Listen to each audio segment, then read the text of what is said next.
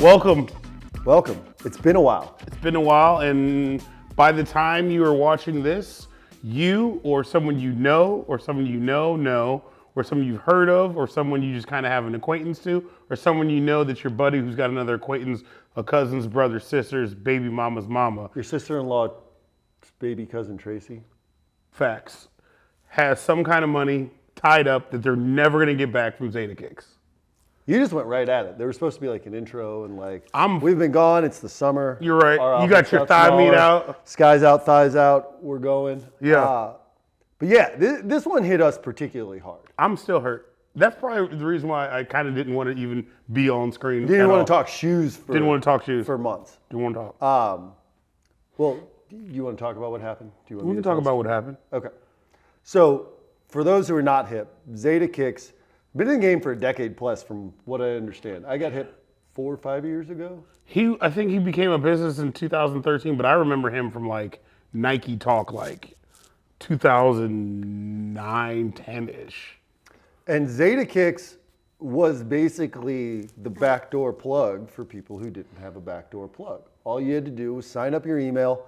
You would get access to the craziest heat that's coming out at sometimes fair prices. It's a gamble. You would get access to pre-orders on general releases at below retail. And you would order through his site, and then you would get your shoes, at least when we started, 4 to 6 weeks after release. Yeah. And they were authentic. They always came in. And it was as the sneaker world, as it got impossible to touch half the shoes that you wanted, that was your way. That was for us who bought from Zadeh. That was how we got the things that we knew we wanted. And we planned a year in advance, and we were cool with getting them late because we got them at a reasonable price. Because you knew it was a guarantee, like, I'm covered. I don't have to worry about anything. So this whole thing that shook down, which we'll get into, is kind of like when you've got a guy working at Foot Locker for like 5 years who makes sure you get your pair, Your buddies with the GM. and then he gets fired. Yeah. It hurts. The only difference is Zadeh took all our money. Yes, he did. Because I don't usually pay my plug at Foot Locker 6 months in advance. No, you don't. So why don't you, because we're both well read on this, but you just were talking about the article. Walk us through what happened. It was a failed business plan that I think.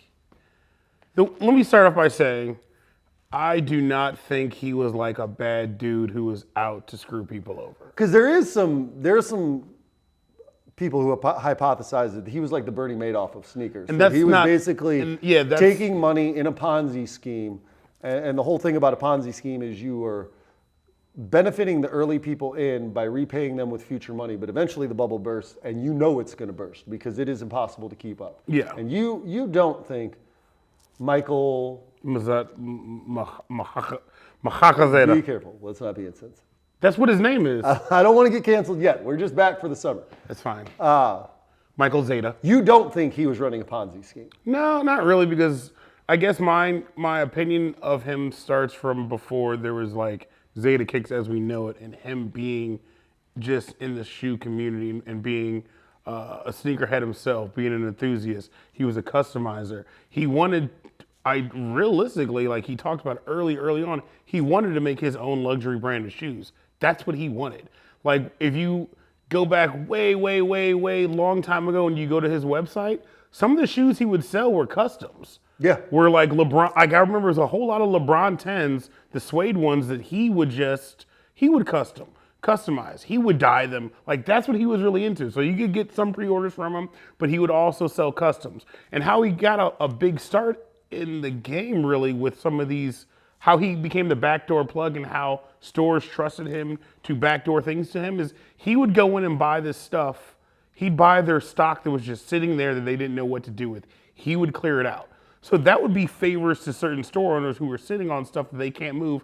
Give them all to him. He'll take care of it. He'll sell them on eBay. So that's how he kind of got in, and that's why so many different retailers, shop boutiques and all that were comfortable with selling him these shoes. It just kind of got out of hand. And a lot of it, if you really think about it, COVID had a huge deal with it because his business grew at such a crazy rate from like 2017 to 2020. It just jumped a crazy amount, and he couldn't keep up.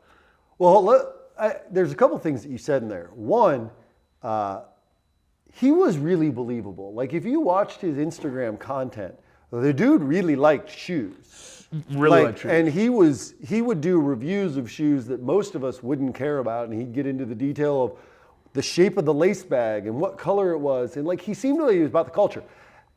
And from my perspective, he also he was about that life. He was the ultimate hype beast. He was always talking about, he was rocking Louis Vuitton everything and driving fast cars and honestly, watches. I feel like it's a precautionary tale of like what happens when a hype beast is so full of hype helium that eventually they just explode into nothingness. Can we coin the phrase hype helium? Yeah, hype helium. And to get back to what ultimately happened is, you know, there are people who are casual collectors that would order just the shoes they want. Mm-hmm. I knew a couple people who had like 4 or 5 shoes on pre-order, $1,000, $1,200. There are the more avid collectors like yourself. Are you comfortable saying on camera how much you had out? We can talk about it. I need a place to vent about this. You need a tampon? I might need this heavy flow. You dig? I was I think 9K out right now, and then I used it to supply business ventures, so I was 45K out. Yeah. And then as you read the articles, you uncover, it seems like the bulk of people kind of range from that 1,000 to 30,000 range. But there's a couple people that were a few $1 million out. Couple big fish out. And how it all shook down was one day, getting an email from Zadeh Kicks. It says, we've shut our website down because it's not compliant with the ADA, which was Americans weird. with Disability Act. Yep. Did some research. That is real. Websites do have to be compliant for the ADA. And so I think Patrick and I both convinced ourselves at that time that this was real. It's fine. He's coming back. Guys, don't worry. Our money's safe. And then he was responding to emails too. He started shipping shoes out again. We get some shoes in. Feel good. Get tracking on an Off-White Feeling Jordan good. 1 low. Feeling great.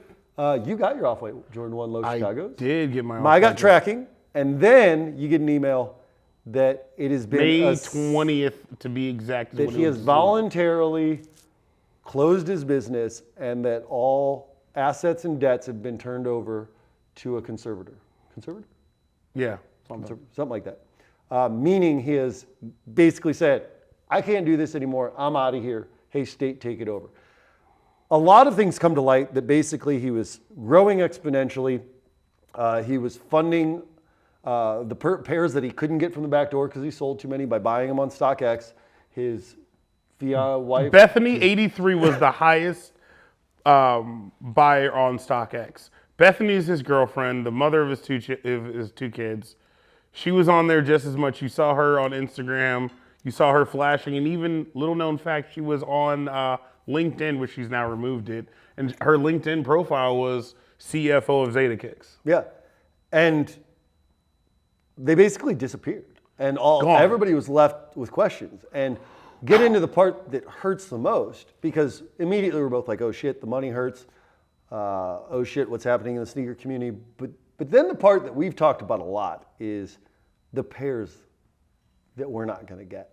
The pairs that we thought we had access to, that were on the way. This one hurts. Because again, what we started off by saying is this was the back door that kept a lot of us who can't, I'm not spending $4,500 on a Travis fragment. Do we have to bring that one up? Yeah, that one hurts. We're going to talk about it. I zoom in on this hurt face. Do you want to look at it? Do you want to hold one? No. In your size? No. Okay. Do you we have one here? Yeah. It's a 10. It's a 10? It's a 10. I've already talked. I've already talked about it. Oh yeah, it won't fit. But both of us had this shoe pre-ordered. Both of us should have had this shoe shipped to us in the next 2 to 3 weeks. Because I have friends who bought from Zadeh Kicks that actually got this shoe in hand. You got your Off-White Chicago 2 lows. I did. I got those. I got the black ones, and I did get my Travis 1 fragment lows. I just wanted my highs. I got tracking on the Off-White 2 Chicago, and then the tracking got canceled. So, misfortune. But, that's the scope of it. What does it mean to you? What does it mean to sneaker world? I'll be honest. Because you said you almost want to retire. I'm seriously, I'm on the fence. Like, it's a tough season. and like we lost conference championship. I'm not sure what I want to do. You had title hopes and you lost in the first round. Is that how the vibe you're feeling? No, we made it to the conference finals. Okay. But why? I mean, I think that's the thing that ultimately no one's talking about, because there's a million articles about the money and how it all shook down. But what impact does it have? Like, because I think for a lot of us, this was our belief that we could still get shoes.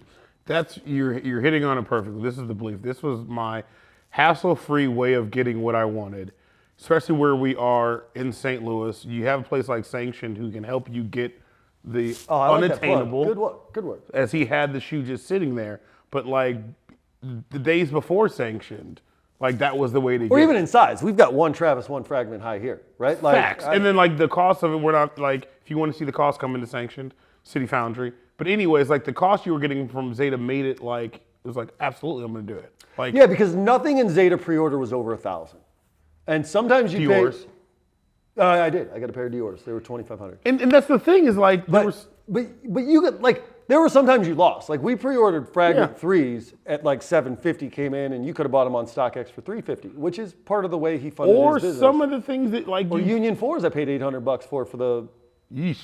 for the not the first round, but the the Lakers. But even certain ones that you like pre-ordered that you never were gonna see, but like that was the thing that got me about him, because he was plugged in. People can say what they want, but he had information. He had inside Well, tracks. we were talking about it because he was listed in the Benjamin Kicks article with Benjamin Kicks, Sheik, and Zadeh as the people that cleared out Marcus Jordan from all the trophies. And I got my trophy room runs. Yeah. Trophy room. But everyone, like if you know me, like you know how I feel about Marcus Jordan. You've been very candid about that. I hate you, Marcus Jordan. But he was plugged in. It was legit. He was plugged in. He knew when stuff was coming out. He had the inside track.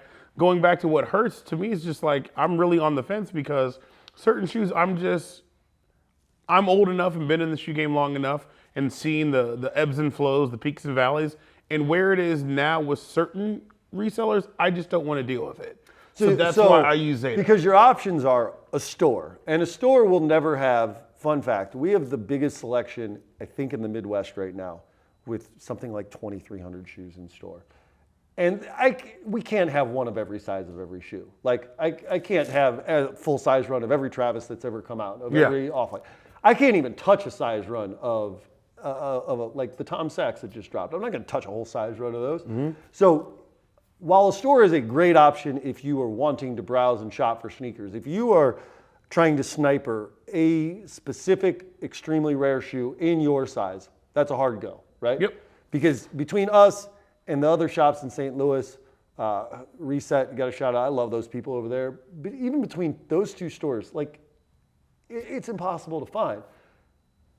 So then your option is online resellers, which I think we all know you're taking a risk. Idea. That's a bad idea. Yeah, it's not authenticated. Whether or not they'll actually ship the shoe, sell me the money. And I'm like, okay, instant transfer of bank account, and you promise you'll send me this $4,000 shoe. That sounds like a bad idea. But why not StockX? Because I think this bleeds into conversations we're going to have again about Nike and StockX and authenticity. Why not StockX? Why not just go on there and buy it? To me, part of it's the price on the super expensive stuff, but a lot of the Zadeh stuff we paid close to what you could get it on StockX. Yeah, sometimes does you it win, feel you win, does it you feel lose. not sneaker culture? Like did Zadeh felt like I had a hookup, and StockX feels like I'm selling out?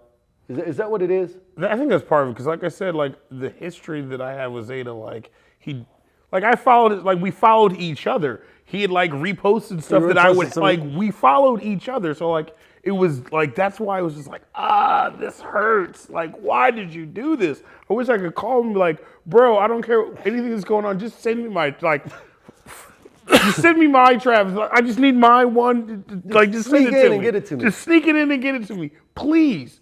But like, I think that's why it hurts. And like I said, I'm seriously still like, I'm teetering, especially when certain shoes are coming out now that like, I'm like, I already had pre-ordered. You pre-ordered like a year ago, so like you were going to get. Like you had already paid for it. All the Travis Air Maxes. Every color. We had them all. Trainers, the trainers, Air the Air Maxes. Maxes, the Off-White Air Force One mids, both colors. We've talked about the Travis Fragments ad nauseum. Those. Muslim 3s, Rebellionaire ones. Billionaire ones, which is so stupid because I can just go buy. So it's Now a great the price example. has dropped on I them. paid like $275 on Zeta or $280 for Yeah. these, and I can go buy them on StockX for like $250, including. But now I almost feel stupid doing because then because it's really for you to know that's a $500 shoe Because I bought it twice. because you bought it twice. But again, I think it ties into the fact that I felt like I had a hookup, right? Like I felt like I knew a guy. I felt like I had somebody I trusted, and I knew that I could get my shoes. And for some reason, it feels like when you just go buy from StockX that you're selling out to the corporate commercialism of sneaker world instead of it being about the culture. And I think that's part of where it comes down to is I feel like a part of the culture died. And you can conject that he is that a word? I made it up. That he was predatory or that he was stealing people's money knowingly. I think we both lean to the side that I think he just got out of hand. If you look at the loans he took on and it was just, he mismanaged money. He sucked too much hypebeast helium. He exploded. It is what it is. But I think that we feel like we lost a part of the culture and we are having to relinquish any hopes of getting shoes to commercialism. And I think that's the danger that the culture is going to face over the next 4 or 5 years is StockX has made it so you could get any shoe anytime. Anything is attainable. You can buy a baby probably on StockX. We've talked about this. You can actually buy a Dyson hair straightener now on StockX. Like that's not even a collectible or culture. Like that's just You can buy a hair Lego straightener. sets. That's kind of culture though. Lego. Yeah. But That's not where I don't want to go get a Lego set where I would be getting a pair of shoes. That's just weird to me. it's true, unless it's a Lego shoe. But it feels like the culture is getting more and more commercialized. And when we lose something that we felt like was intrinsically our connection, I feel like that's why it feels like a loss. I certainly am mourning all the shoes, right? I'm mourning the shoes more than I'm mourning the money. For sure more than the money. But I don't think I'm mourning the fact that I know when a shoe comes out in 2 or 3 years that is going to be a $4,000 shoe that I'm not going to touch it now. And that hurts. Yeah, it hurts. I used to have a little bit of hope. Yeah. I used to have a little bit of faith, and that has been taken away.